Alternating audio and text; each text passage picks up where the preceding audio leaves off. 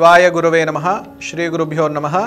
ఈరోజు పంచాంగము ఫిబ్రవరి 2వ తేదీ 2024 శోభకృతనామ సంవత్సరము, దక్షిణాయనము, హేమంత ఋతువు, పుష్యమాసము, తిథి బహుళ సప్తమి శుక్రవారము, ఉదయము 10:30 వరకు ఉన్నది.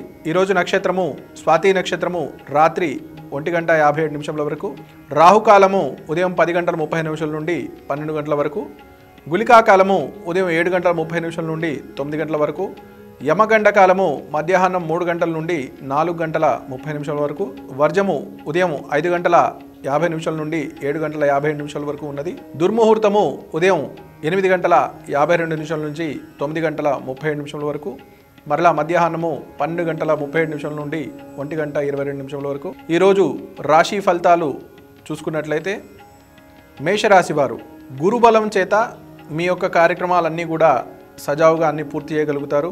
మరియు మీరు గత కొద్ది రోజులుగా పెద్దల్ని కలవడానికి సరైన సమయము అనుకూలం కోసం ఎదురు చూస్తున్నారో ఆ సమయం ఆసన్నమైంది. కాబట్టి ఎవరైతే మీరు వ్యాపార పరంగా కానీ, రాజకీయ పరంగా కానీ, లేదా వృత్తిపరంగా కానీ ఎవరైనా పెద్ద మనుషుల ద్వారా మీకు మధ్యవర్తిత్వం ద్వారా మీకు పనులు కావాల్సి ఉన్నాయో అవి ఈరోజు పూర్తి అయ్యేటువంటి అవకాశం ఉంది. కాబట్టి ఆ అవకాశాన్ని సద్వినియోగం చేసుకోవాలి. వృషభ రాశి వారు, మీరు మీ ధర్మపత్ని కానీ లేదా మీ భాగస్వామి ద్వారా మీకు కొన్ని కార్యక్రమాలన్నీ కూడా అనుకూలంగా అయ్యేటువంటి అవకాశం ఉంది. కాబట్టి వారి యొక్క నిర్ణయాన్ని మీరు తీసుకుని దాన్ని సక్రమైన మార్గంలో వినియోగించుకున్నట్లయితే మీకు లాభదాయకంగా ఉండేటువంటి అవకాశం ఉన్నది. మిథున రాశి వారు, మీరు చేసేటువంటి వ్యాపార ప్రయత్నాలు కానీ, ఉద్యోగ ప్రయత్నాలు కానీ అన్నీ అనుకూలంగా ఉండి ముందుకు వెళ్ళేటువంటి అవకాశం ఉంది. కాబట్టి చక్కగా మీరు ఈరోజు ప్రణాళికాబద్ధంగా వెళ్ళినట్లయితే మీ యొక్క అన్ని పనులన్నీ కూడా పూర్తి అయ్యేటువంటి అవకాశం ఉంది. కర్కాటక రాశి వారు, ఈరోజు మీరు మధ్యాహ్నం తర్వాత మీరు చేసేటువంటి కార్యక్రమాలన్నీ కూడా మీకు యోగదాయకంగా, ప్రతి ఒక్క కార్యక్రమంలో కూడా మీరు ఎటువంటి చింత లేకుండా పూర్తి చేయగలుగుతారు. ఉద్యోగంలో కూడా కొన్ని ఇబ్బందులు ఉన్నటువంటి పరిస్థితి ఉన్నప్పటికీ అవన్నీ కూడా మీకు అనుకూలంగా మారేటువంటి అవకాశం ఉంది. సింహరాశి వారు, పెద్దలు మీ గురువుల యొక్క అనుగ్రహంతో మీరు గతంలో కొన్ని రోజులుగా ఏదైతే తలపెట్టారో అటువంటి కార్యక్రమాలన్నీ కూడా పూర్తి చేయగలుగుతారు. వారి యొక్క మన్నలో మీరు పొందేటువంటి అవకాశం ఉంది. కన్యా రాశి వారు, మీరు లాటరీ పరంగా కానీ లేదా ఏదైనా ఒక అదృష్టానికి సంబంధించినటువంటి సూచనగా మీరు ఏదైతే ప్రయత్నం చేస్తూ ఉన్నారో వాటిలో కొంచెం శుభదాయకంగా ఉండేటువంటి అవకాశం ఉంది, కలిసి వచ్చే అవకాశం ఉంది. అలా అని ఎక్కువ మొత్తంలో పెట్టుబడులు పెట్టి ఇబ్బంది పడేటువంటి స్టాక్ మార్కెట్లో ఎక్కువ మొత్తంలో పెట్టుబడులు పెట్టి ఇబ్బంది పడవద్దు. మీ యొక్క స్థాయిని బట్టి, మీ యొక్క అవకాశాన్ని బట్టి మాత్రమే చేయండి. తులారాశి వారు, ఈరోజు మీ గురువుల యొక్క అనుగ్రహంతో కొన్ని సంవత్సరాలుగా మీరు వేంచేస్తున్నటువంటి అవకాశాలు కానీ లేదా పనులు కానీ మీకు పూర్తయి అవి ఫలితాన్ని మీరు పొందేటువంటి అవకాశం ఉంది. కాబట్టి ఈరోజు చక్కగా అటువంటి అవకాశం ఏదైనా వచ్చినట్లయితే పూర్తిగా చేసుకోవాల్సినటువంటి సూచన. వృశ్చిక రాశి వారు, మీ యొక్క సోదరీమణులు లేదా మీ సోదరుల ద్వారా గత కొద్ది రోజులుగా ఇబ్బంది పడుతున్నటువంటి అంశాలు లేదా మనస్పర్ధలు ఏవైతే ఉన్నాయో ఈరోజు అన్నీ తొలగేటువంటి అవకాశం ఉంది. కాబట్టి మీరు మాట్లాడే మాటలు సున్నితంగా మాట్లాడి ఎవరిని నొప్పించకుండా ఉండేట్లయితే మీకు అనుకూలంగా ఉండేటువంటి అవకాశం ఉంది. ధనస్సు రాశి వారు, ఆరోగ్యపరమైన విషయాల్లో కొంచెం జాగ్రత్త వహించాలి. దూర సంబంధించిన ప్రయాణాలు కానీ ఇటువంటివి చేసేటప్పుడు సమయం చూసుకుని మీరు బయలునట్లయితే అన్ని అనుకూలంగా ఉండేటువంటి అవకాశం ఉంది.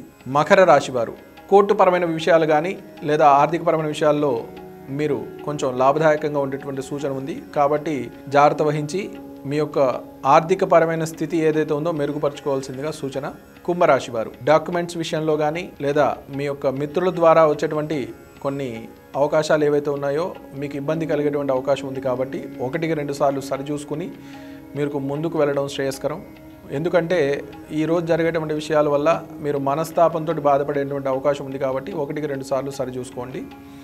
మీనరాశి వారు, మీరు గత కొద్ది రోజులుగా ఇబ్బంది పడుతున్నటువంటి అంశాలన్నీ కూడా ఈరోజు మీకు కొంచెం ప్రశాంతతనిచ్చి మీకు అనుకూలంగా మారేటువంటి సూచన ఉంది. కాబట్టి ఆ విషయాలన్నీ కూడా మీరు జాగ్రత్తగా పూర్తి చేసుకోవాల్సిందిగా సూచన.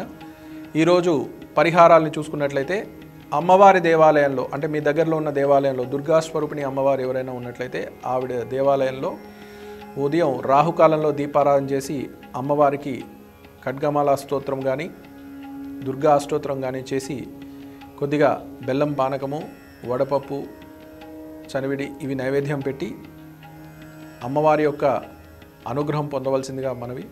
ఎందుకంటే ఈరోజు రాహుకాలంలో చేసినట్లయితే సత్ఫలితాలు పొందేటువంటి సూచన ఉంది. అంటే మీరు ఎలా చేయాలి అనేటువంటి సంశయం చాలామందికి ఉంది. అంటే రాహుకాలంలో నిమ్మడొప్పలో దీపారాధన చేయాలి అనేటువంటి కొంతమంది అడుగుతూ ఉంటారు. నిమ్మడొప్పలో దీపారాధన చేస్తే శ్రేయస్కరం. ఆ డొప్పలో దీపారాధన ఎలా అంటే 9, 18, 27, 36 అలా 9వ గుణితం ఎలా ఉంటుందో అలా పెంచుకుంటూ 9 వారాలు చేసినట్లయితే సత్ఫలితాలు పొందేటువంటి అవకాశం ఉంది.